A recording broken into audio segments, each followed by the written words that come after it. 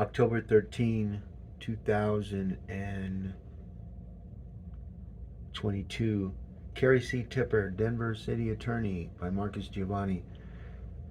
Um, there were some individuals way up, really high up. They wanted to see how things worked. And when I was trying to find help for this letter I received by the city and county of Denver, they wanted to see how I would take care of it myself and using artificial intelligence.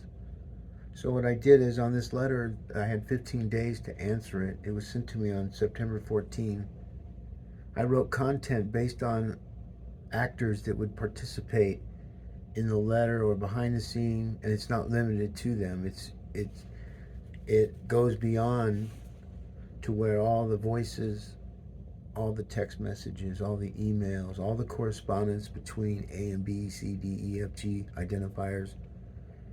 In this case, it'd be Kerry, her old boss, um, and the assistant city attorney, the family city attorneys for the Denver city courts. They all need to be. They all need to resign. Um, so as mayor, this is what I promised. They're not going to resign. They're going to keep tilting the information to them. But I'm telling Mayor Michael Hancock, you need to stop, brother. You're creating a very bad situation for all of you based off of what law enforcement and everybody else knows that needs to happen in order to make our city be somewhat straight again. It's not me, brother. It's you.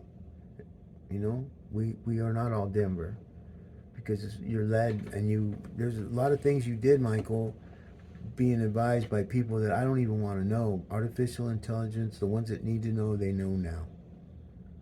And they know now that everything that you all say has been indexed as negative keywords because it's been pattern matched over the years of promising to eradicate. And so what happens is you get data extractors like myself and others that get a perimeter, and we get a kind of an idea when we build these perimeters on content that we believe based off of highly advanced algorithms that's way beyond any of your combined pay grades. And that's a lot of money for some of you people that have really damaged Denver and you don't know that you have. And when you take a look at all the language I used, those are just from the 18, 28, and 38-year-olds I talked to starting 12 years ago. And now they're all 10 years older, and there's a new group of 18-year-olds. And they watched it for 10 years as they grew up, scratching their head, wondering why, they're not being taught anything. And these are the kids that have come that are now adults that have said they've had enough of the adults in the room that have left the room, to where now it's all based off ideology. Denver was indexed over 10 years ago as a nonpartisan government. Even though we knew it wasn't real, that had to be the starting point because that's what they were saying. From that point on, we then went and we dissected based off of other Democrats who were very, very, very loyal to Robert W. Speer. Their families were very, very loyal. And some of them families are alive today, and they know. They've been waiting for this moment, folks. You don't know. They love Mayor Speer. He died in office. That's probably what's going to happen to me. And that's why you guys got to prepare for the right woman to become mayor. You got to make sure she's getting it when all the things are in her favor. So I'm going to bust my ass to create a new government where we all are all Denver, where all of our employees live in the city and county of Denver. It's just the way it is, man. It's called local. Being local. And being local. If you're not local, you ain't local. That's how it works. Go to any barrio, go to any hood. If you ain't local, you ain't local. If you're local, you're local. And in our city, we're local for love, man. We're local for helping our brothers and sisters that are helping themselves. Those people in those tents that the city drives by every day because they don't live in Denver, so they get flown in or they work from home. Who knows what they do? But I can tell you what they do just based off their conversations, and this is what we're teaching lawyers. This is what we're teaching judges. We have some really good judges, man. We need to take the handcuffs off of them. We got the wrong people building the wrong Denver. And their 60 years of rule is over. And Michael, there's nothing you can do about it. You think, when you said, that's a good one, Giovanni. When you said that 3 times, bro, you don't even know. I saved your ass, brother. Okay? Huh. I saved your ass. And the thing about you, Mayor Hancock, what nobody knows, is you're genuine, nice guy is genuine. Genuine is, pardon me? But your loyalty to the citizens don't match your actions. Your actions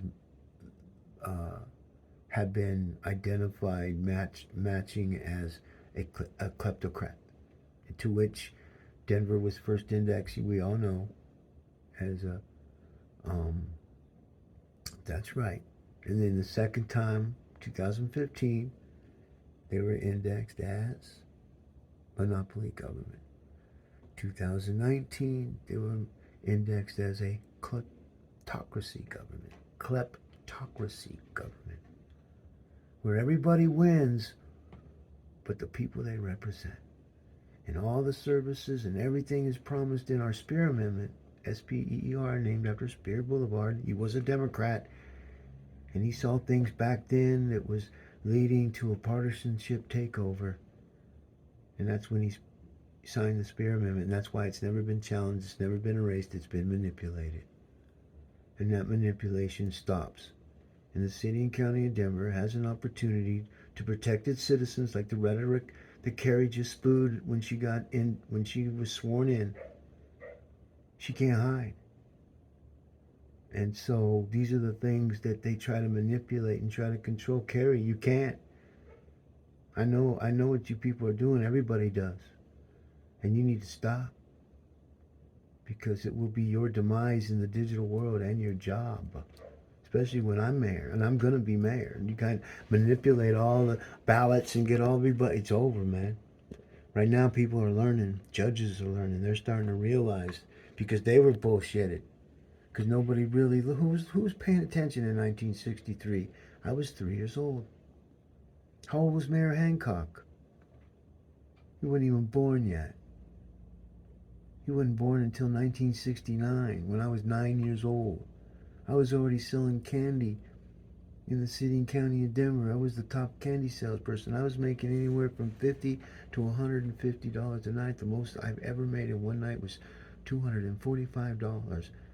Go look up what that would have been worth back in 1967, 68, 69. I always made that same number, never over. And I did that all the way till I was in high school. I never told anybody. I was always, hey, where'd you go? I had to go sell some candy, man. And then I got to drive with the owner. We drove once, and then the other times he said, hey, I got an airplane, right? I was like, wow, why didn't you tell us that? I want to see how loyal you are. I'm going to gas that up and risk lives to fly over here. Right now, it doesn't cost as much to drive this car. We're talking 1967. I was 7 years old, man.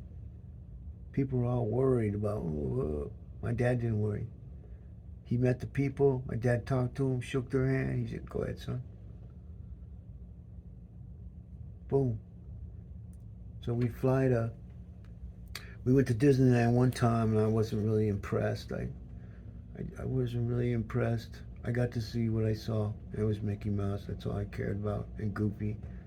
And Seven Dwarfs. And Snow White. And everybody else had to do with Disneyland. I just remembered it was bigger than life, and it wasn't making no money. And it was expensive. So, it was getting toward dark, and we was all lit up, and we was getting tired. Dave says, hey, you want to go sell some candy? I was like, yeah. So a couple of us went, right? I didn't go by myself. But what happened is I had to go and recruit kids to sell candy in Beverly Hills. But I didn't go there. I went to Watts. I went to East LA. And I go into the hoods and find what I needed to find to create the best candy selling sellers in the world. And I'm going to try to do that with Denver City Attorney's Office when I'm mayor. And ain't no try, but we're going to build a City Attorney's Office of digital means using object-oriented programming with embedded voice prints, and that's what I'm using now and what I do. And my job is to teach their attorneys and their investigators how to do what I do. I'm an old man. Come on, folks. I'm here to help you, not hurt you. My friends, my best friends, when they need something, they call me. When they want something, they call somebody else. And you're destroying a good fucking man. Period.